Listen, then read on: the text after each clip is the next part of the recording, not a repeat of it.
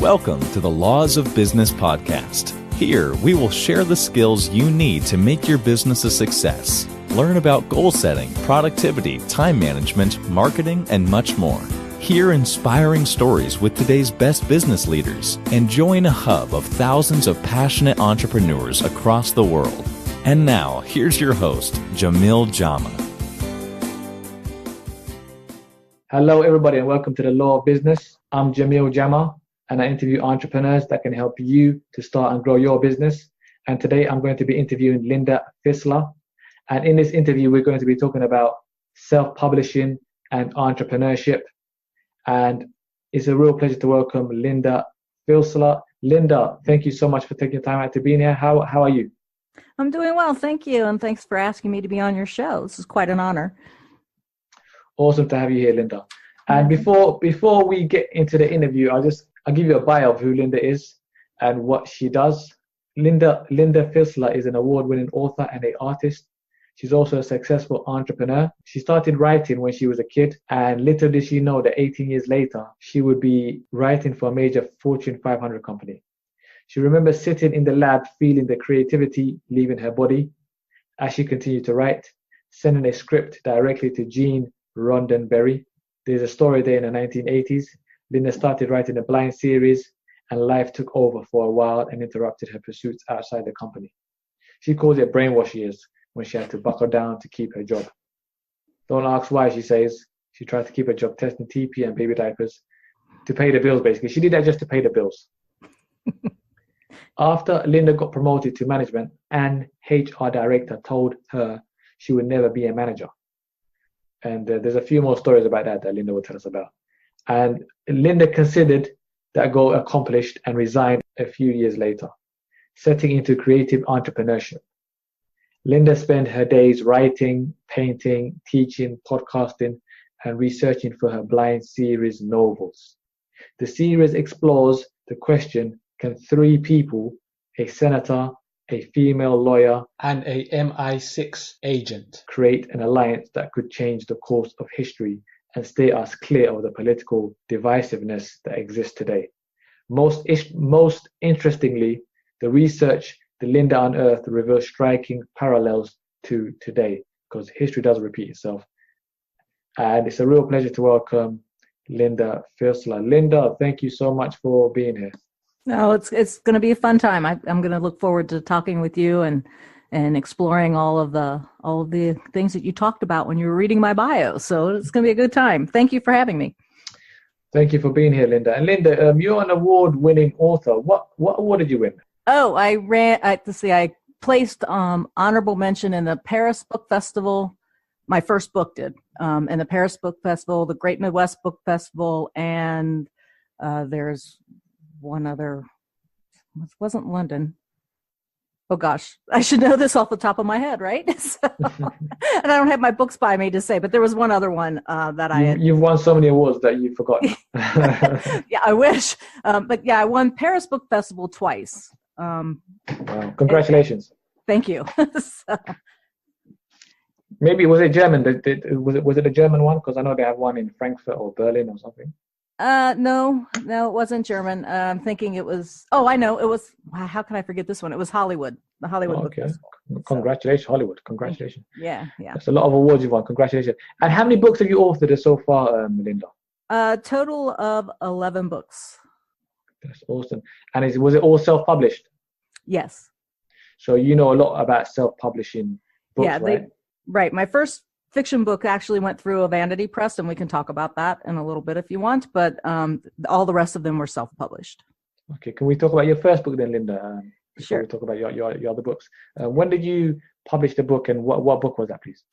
The first book that I published was actually a transcript of my podcasts that I did with two master artists. One was with a fellow by the name of C.W. Mundy, and the other one was with another fellow by the name of Quan Ho.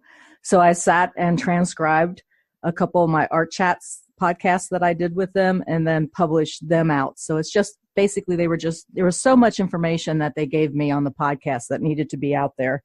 So I got their permission to do that, and they were more than gracious in saying, yeah, go for it. And that's the first two books that I self-published. And then I published my How to Paint from Brush to Palette Knife book, and Creating Form with Value and Color, which is a quick read how-to book.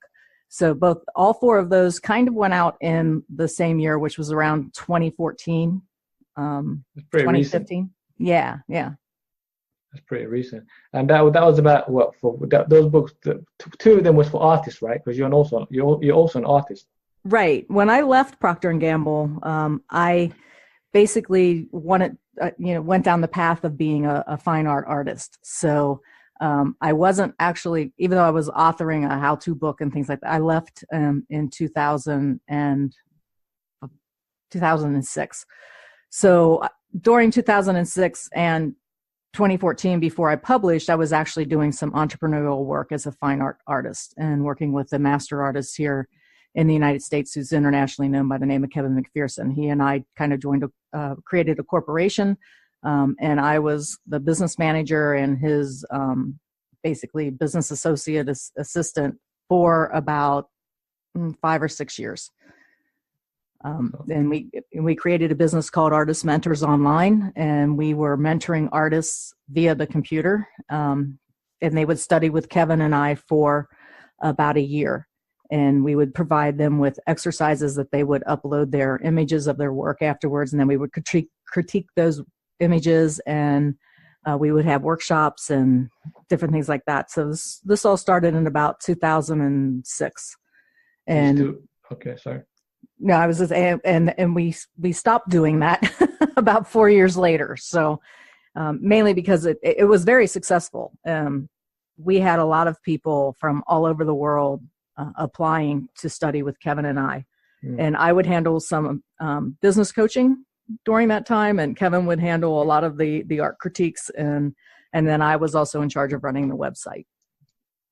Yeah, because a lot of people do want to learn art, because I'm guessing a lot of your clients were entrepreneurs as well, and web developers, web designers.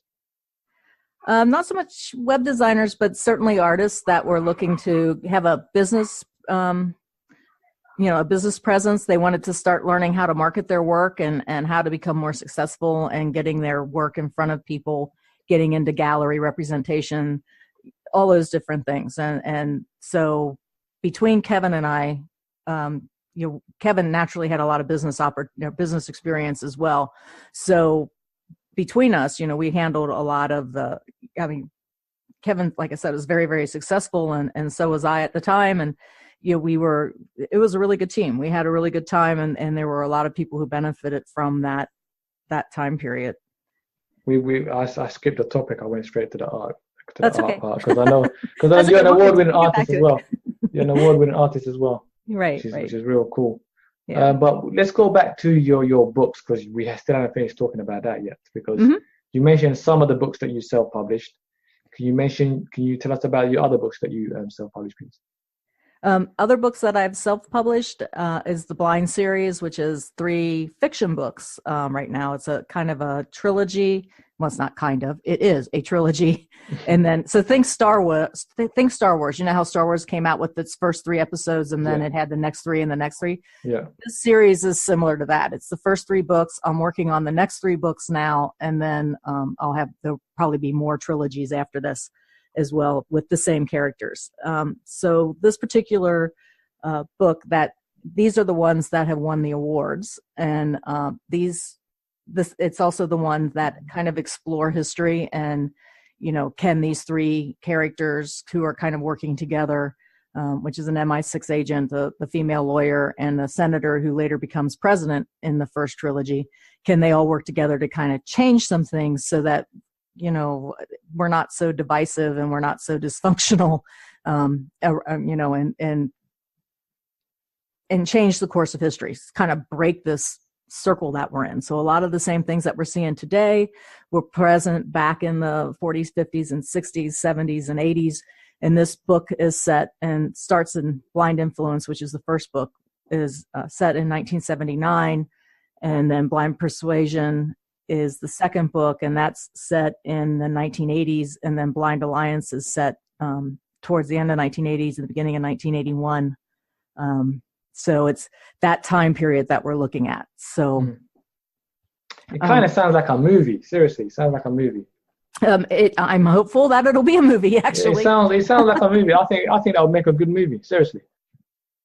Yeah, a lot of my super fans who have written me, and my, a lot of other fans that I've talked to have basically said, this reads like a movie. Whenever it was when you was telling me about it, I could picture it in my mind's eye, that MI6 agent and that female lawyer. I could just picture it in my mind. It sounds. I thought of James Bond and stuff, but I thought of Indiana Jones. And I started thinking, this sounds like a movie. Yeah. Well, he's not so much James Bond, though. He makes a lot of comments about, about not being James Bond every once in a while. But he's got his issues, and so I don't mean it to sound like he's really bad or something like that, but he's not. He just had something terrible happen to him. There's a whole aspect in the book, as well as trying to change history. They're trying to get through or trying to put their past to bed, if you will. Sean had been chasing an international assassin. That's the MI6 agent who killed his wife and child. And there's 10 years of his life that, we explore in the 1980s that actually happened earlier, of him chasing this serpent down, trying to get his revenge for killing his wife and child. So there's a lot of that comes into play. It's kind of like, how can we change the world if we can't change ourselves type of thing? If we can't, own up to what we've been doing. So are you trying to make this into like a movie as well? Are you approaching directors and producers? Well, I actually have a couple friends who are directors and some that are producers, and I've been talking with them, but they have a lot of their own projects going on right now. One of the things about that process is, a lot of folks think that what they're watching on screen happened in less than a year. Like, somebody pitched them the story, they accepted the story, and now all of a sudden there it is in front of us on the movie screen. And, and talking with my friends and watching them struggle through that pitch process, it doesn't happen quite that easily. Some of the bigger name folks who are in the door, yeah, it does. But somebody who's not well known, or somebody who doesn't have a track record, like, let's just pick like Aaron Sorkin, for example, the one who did West Wing and now just came out with Molly's Game. He's got an open door to the big movie theaters or movie production people. But, for people like us, who are entrepreneurs that are trying to get the door open and things like that, it takes a good while to get that door open. I know folks who have been waiting, 7 years, 15 years or so before they've actually had a production green lighted and is actually, in the middle of having the movie made. So it takes a while to garner that attention, and it takes a while to garner that trust, because you're talking about multi-million-dollar projects being done, and they're just not going to say, oh yeah, sure, we love this, and we're going to go ahead and do this, even though we don't think it's going to make money. If we did that as entrepreneurs, we wouldn't be entrepreneurs for very long. So it is a long, drawn out process, especially if you're not, on the A list. So, so I've started those conversations. I'm hopeful that I can get some folks interested. And I know it's going to take a long time to happen, but it takes that passion to keep it going and to keep the doors open. So. Yeah, good luck with that, Linda. Thank you. It sounds very good. It's called Blind Series Novels, right? Yeah, the Blind Series novel, right? The Blind Series novel. Okay. Yeah. Awesome. And it's blind because the reason why I chose the word blind, it's not because one of the characters is blind, as in physically blind, but they're blind to what they're doing, and what they're doing actually affects how something's going to turn out. That's that way they're blind, not physically blind. It's like, sorry to talk about politics. I hate to talk about politics. It's like Donald Trump wants to give guns to the teachers, but he's blind that the teachers might start shooting more people than the police are. I don't know. Yeah. Is that a good example? Yes. Yeah. That would work. If we're all basically busy in our everyday, day-to-day things, and we certainly have our own comments and opinions and thoughts on how something should come across and how something should be dealt with. And all of those have, whether we want to acknowledge it or not, implications on what's going to happen in the next couple days, or what's going to happen in the next couple years. Or, another way of looking at it is how we raise our children. We are basically setting ourselves up for, how history is going to play out in the years ahead. Sounds like a very interesting book, The Blind Series novels. Yeah. And that's a fiction book. And but let's talk about fiction books and non-fiction books. Uh-huh. Which sells better? Because it's about sales at the end of the day. Yeah, I just actually was reading a little email that I got from a corporation that's called Reedsy, and they do a lot of research, and they have a lot of informative newsletters that come out. And they were just saying that nonfiction books just had one of the most stellar years last year. So in a nonfiction book is easier to market, and it is easier to basically get people interested in selling it. And that is because most of your nonfiction books are either about very interesting people, or they are about how to do something. Yeah. How to, because of self-help. I do have self-help.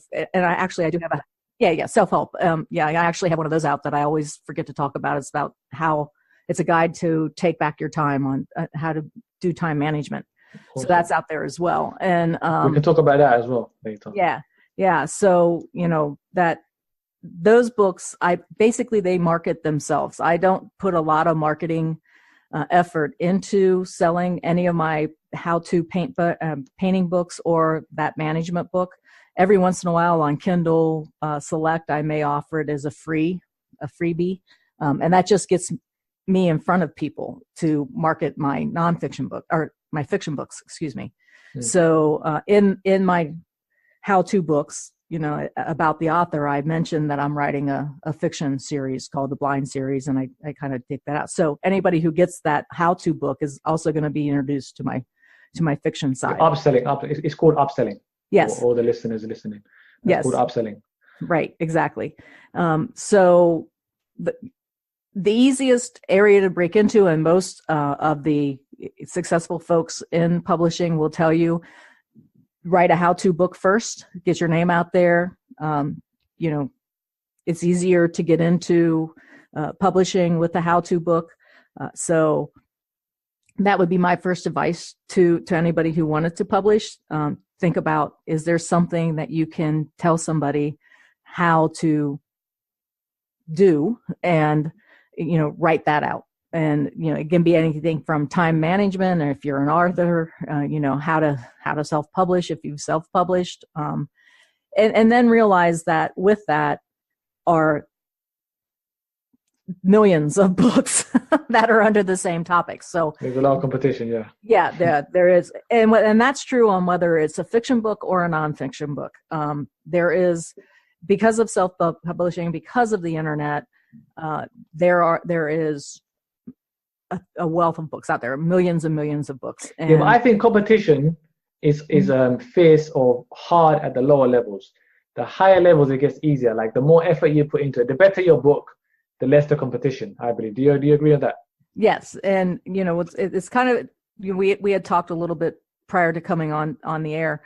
It's kind of like, what is a traditional publisher going to do for you, and what can you do for yourself? Well, a lot of folks are finding out, especially not somebody like Stephen King, who basically sells himself these days, but somebody who maybe just got a deal with a traditional publisher, and now they're thinking that their life's going to be made, are starting to find out that it's not really true, because it doesn't matter to the reader, it doesn't matter if you're traditionally published or if you're self-published, because that's just another title that they're looking at. And so a lot of the traditional publishers will spend a lot of money promoting somebody that's a sure thing, like Stephen King, but they may not spend a lot of money publishing somebody who's just published their first book through them. And, so if you're waiting for that $50,000 advance to come from a traditional publisher, don't wait too long, because it won't be $50,000. And, it certainly won't get the same kind of coverage and marketing that Stephen King gets. So I'm not saying don't query the agents or don't send your book to them. Please, absolutely continue to do that.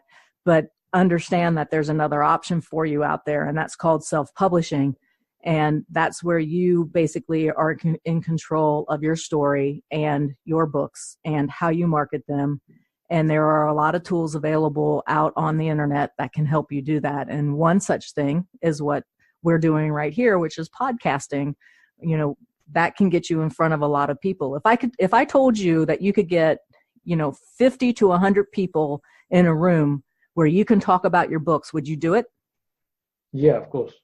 Yeah. Well, welcome to podcasting. You can get 50 to 100 people listening to you about your books. And it's not just in one country. It's international. That's exactly right. So, and if you're posting your book self-publishing and you're posting it out to the web using Amazon or CreateSpace or Kobo or whoever, okay, yourself, you're actually, that reach is already there to the world. So, where there are, and I'm not saying that there aren't downsides to either traditional publishing or self-publishing, there is. And like you said, the competition is very fierce. And you just have to have that passion, and you have to have that perseverance, and you just have to keep at it. And you have to put in a lot of time and effort as well, because Stephen King, as big as he is, as famous as he is, he writes 4 to 6 hours a day.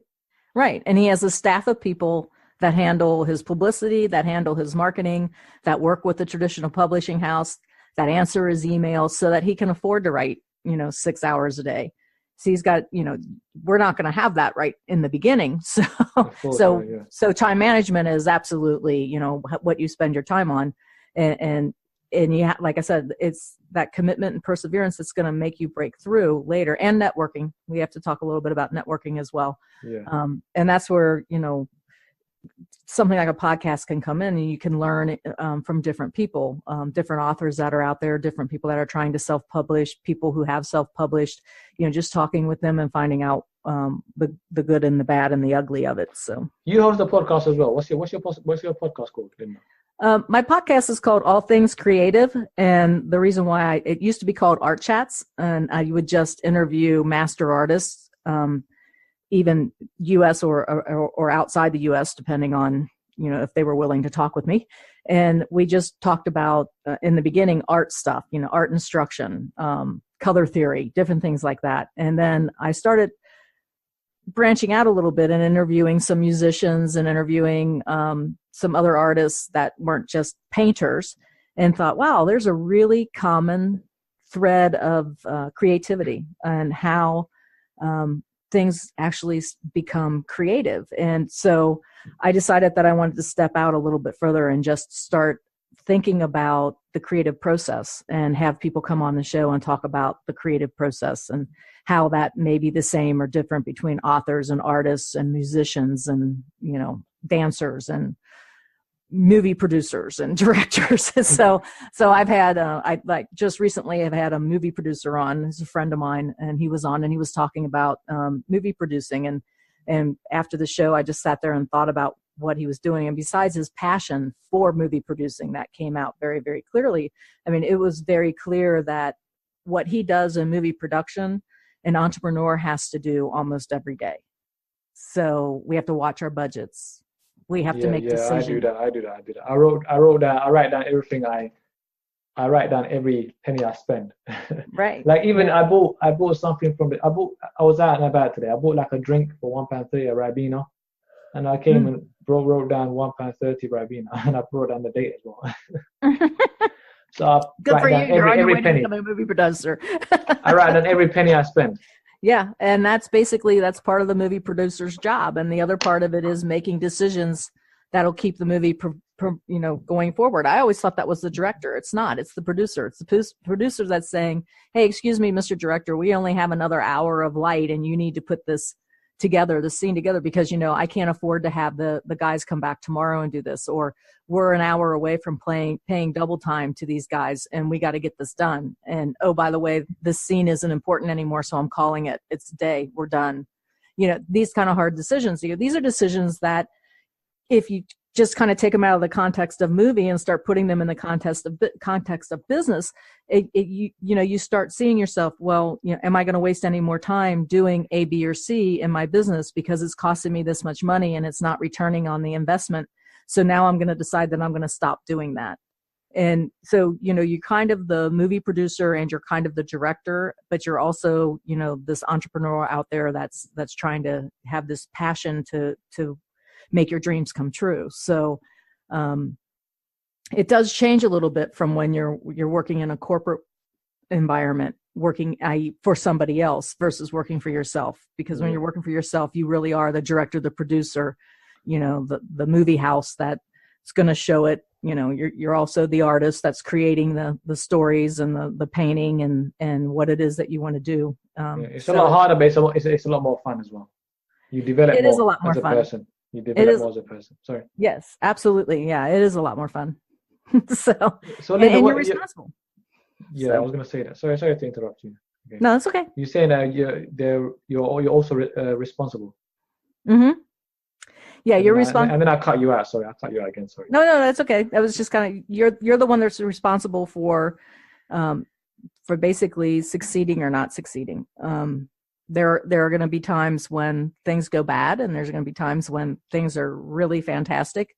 And you got to look at each one of those and just kind of stay on that middle path that's going to keep you going down to become even bigger successes down the road. But yeah, it's, you can't be saying, well, I didn't make it because somebody else decided to do this and that, and that's not going to work. I mean, it's like I always tell some of my younger business associates who start doing that. Okay, I said, like point your finger, and they're like, okay. I said, point your finger at me, and they point their finger at me. I said, how many fingers are pointing back to you? And there's like, well, there's 3, and it's like, yeah. So what happened that you didn't do that caused this one thing that you're pointing their finger at this other person? What are those 3 things that you could have done that would have prevented that failure?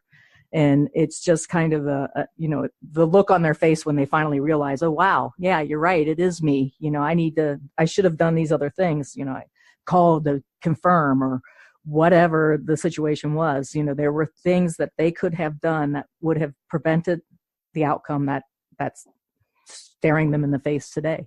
Yeah. So taking responsibility for what you do actually benefits you, because once you take responsibility, it means that you can change it. That absolutely, that's correct. If you take the responsibility for messing up, and then you said, okay, I messed this up, I'm responsible. I can also fix it up because I'm also responsible for fixing it up. That's right. Yep. There's, there very seldom is such a dire end to something. I mean, there's always, number one, you should always have a contingency plan for whatever it is that you're trying to execute. But the brighter, the silver cloud to that is, if something bad happens, if something does fail, step back, learn your lessons, try to figure out what it is that you were supposed to learn from that, jettison all the other baggage, and then move forward, because that it didn't as long as it didn't kill you, you're okay. You can keep moving forward. If it doesn't kill you, it makes you stronger. That's right.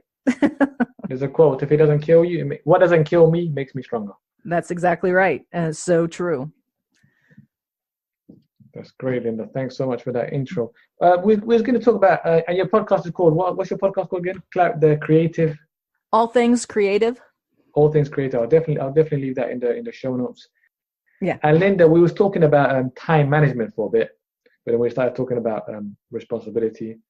But So let's get back to time management. You authored a time management book. What was the name of that book, and can you tell us a bit more about it? That is the name of the book is How to Take Back Your Time, A Guide to Time Management. And it's not really all that long. It's not really all that thick. I was managing my time writing it. So, basically, when this came out of when I was consulting, doing consumer, kind of like a consumer services training. And one of the things that I was doing during that time was training young adults how to do customer service so that they could go out and get like retail jobs or things like this. These are kids who weren't in the typical mainstream of school and then college and then work. These were kids who kind of fell through the cracks and were trying to get their lives together. And, just any kind of job and steady income would definitely have helped these folks. So one of the things that I always stepped back and did with them was time management. And, you find out that while they're complaining that they don't have any money and they can't seem to get ahead and all this, they would end up finding out that they're spending 4 hours a day texting to their friends or on the internet doing, playing games or social media, all these things that weren't really helping them get ahead, but was definitely keeping them held back. And so we went through this whole exercise, and that exercise is part of this book, where they would write down everything that they did during the day, and then how much time they spent. And then we would, in the training class, we would go through and talk about each one. They would go through their day and tell me about it. And then about halfway through the day, they would look at me, and I would laugh, because it's like all of a sudden the realization of how much time they waste came through them. It was just, I really need to quit being on social media. It's shocking, isn't it? It's shocking. Yes. It's shocking. Yeah, it shocked every one of them. They would just like, wow, if I really want to be an artist, I could take my 2 hours of social media texting time and put that to 2 hours of painting. And I'm like, absolutely. So there was that whole realization. So they basically walked out with a tool, and that the book walks you through this. They walk out with a tool that basically tells them where they're spending all their time and where they can make changes to achieve their dream. And so it was very empowering to see them have that light bulb come on and to see them make the changes. And this was a 1 week training course. And typically by the end of the week, it was 4 hours a day. So end of the week, they were looking at me going, I'm already doing less. And now I'm painting, or now I'm writing, or now I'm, studying this other thing so that I can go get a job in that area. And it was really rewarding, and it was really empowering for them. Yeah, I read on Google, I don't know how true this is, that astonishingly, the average person will spend nearly 2 hours a day on social media, which translates to a total of 5 years and 4 months spent over a lifetime. That's like 5 years of your life on social media. Yeah. Is it really worth it? That's the question you ask yourself, right? I think they mean that just browsing like every right. minute. Right. They don't mean going on social media to place an ad or right. Like there's a difference. Yeah, there's a difference. And if you're going on social media to place an ad, naturally you're out there trying to market something for yourself, and that's time well spent. That's time well spent, isn't it? Time well spent versus trying to get somebody to change their mind via social media for politics, for example.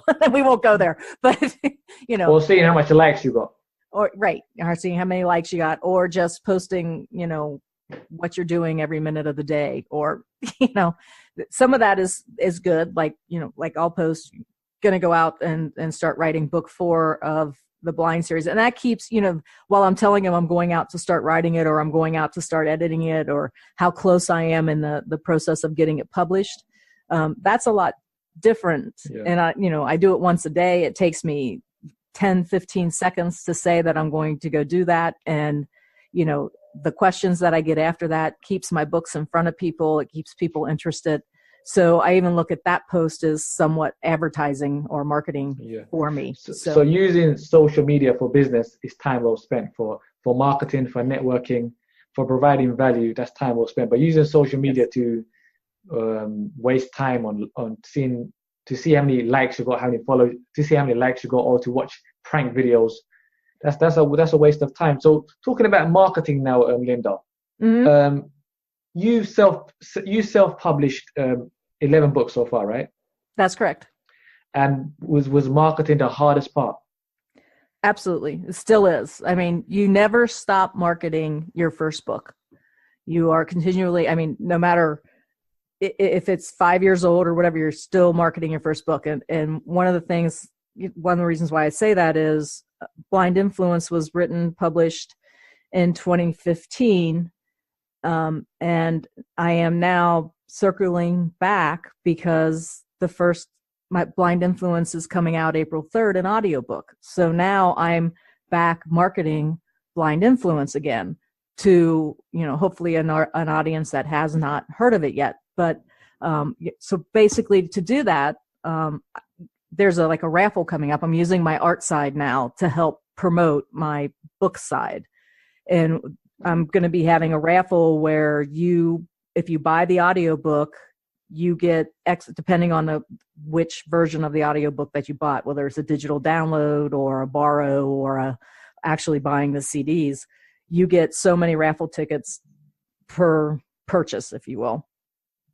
And then and then basically what happens is the more raffle tickets you have, naturally, the better chance you have of winning the painting that I'm raffling off. So I'm using that as a marketing technique to get exposure, to get fans, to have purchases of the book that'll hopefully bring it up in its, hopefully it becomes a bestseller, for example. And then there's an option also for people to share this either to their email friends or, via social media, and they get so many more raffle tickets depending on which one of those they show. So, this is one marketing technique that I'm using for blind influence.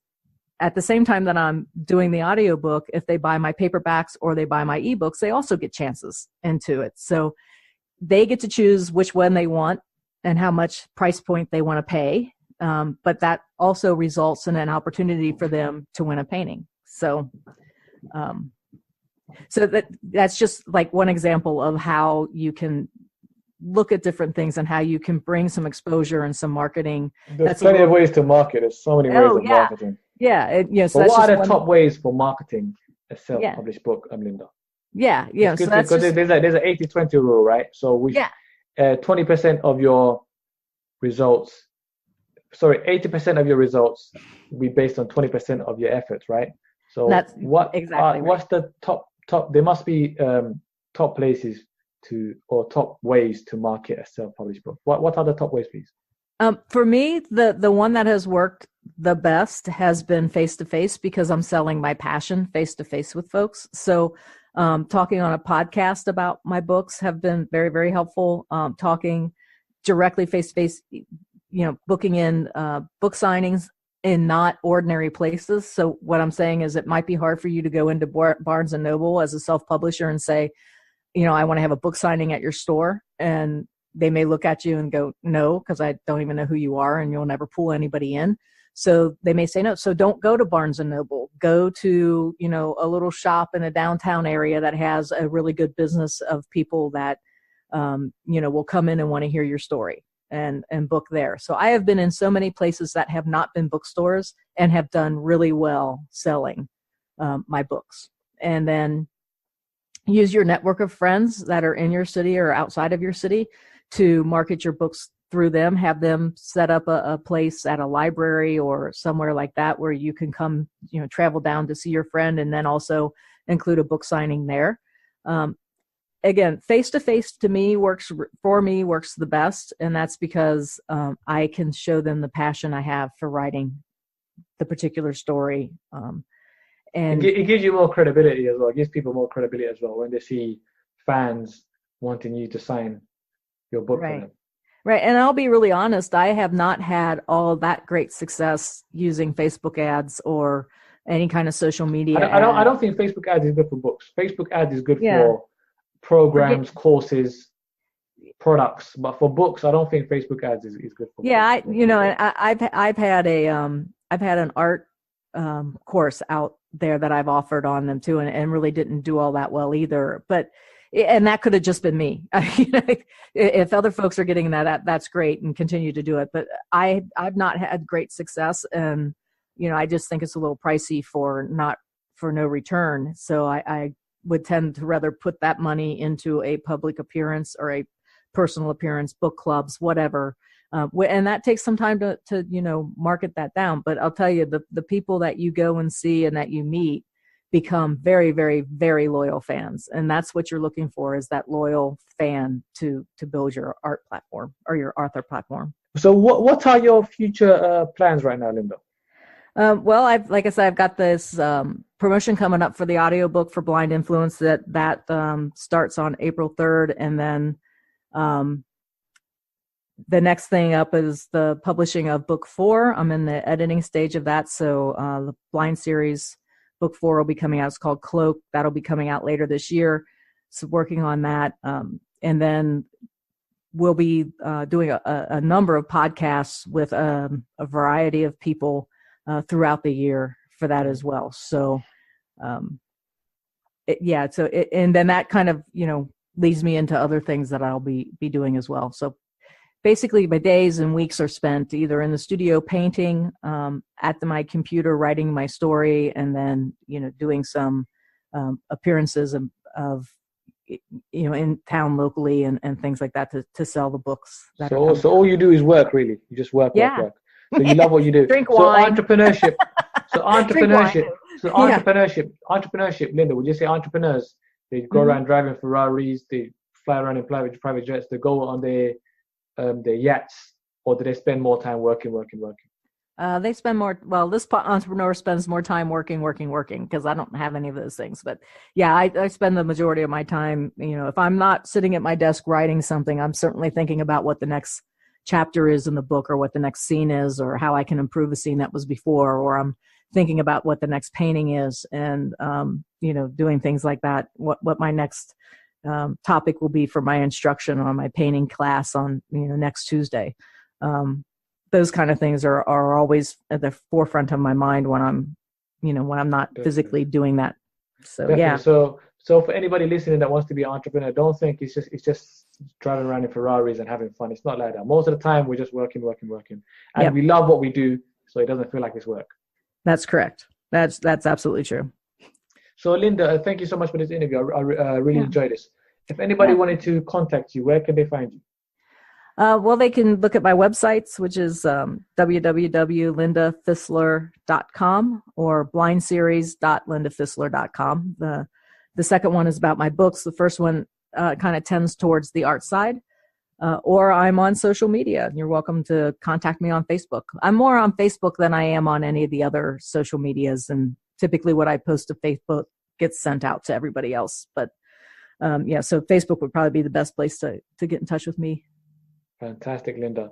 Thank you all very much for listening. If you enjoyed this, if you know anybody that this interview would benefit, please share it with them. Please also let me know what you think in the comment section, and subscribe. And I'm Jamil Jama. This is The Law of Business, and I was Linda Fisler. Thank you all very much for listening. Thanks for listening to the Laws of Business podcast. Find out more about us on thelawsofbusiness.com. Thank you for being a part of our journey.